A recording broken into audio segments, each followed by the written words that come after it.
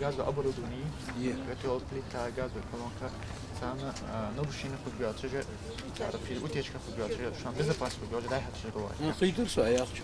Hayvaş da modalı yarıcı. Hayvalka çayga, hayvalka дай хатчы. Далуги.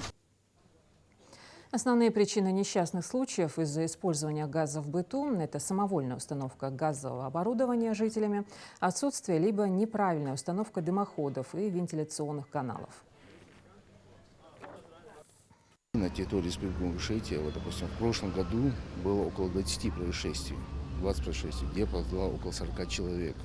Из них какая-то часть была уже с летальным исходом. Например, около 9 человек было с летальным исходом. Хотелось бы снова обратиться к жителям Республики Ингушетия, чтобы они обращали на это внимание при наличии запаха. При наличии запаха обращались в нашу организацию. Для этого можно обратиться по нескольким номерам. Первый – это единый номер 112, также можно обратиться по номеру 104, также можно обратиться с сетевого, то есть стационарного номера, это 04.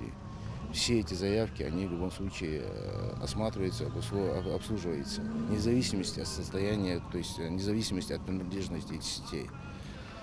Также хотелось бы обратить внимание жителей, чтобы они проверяли то газовое оборудование, которое у них внутри стоит, обустройство дымовых вентиляционных каналов.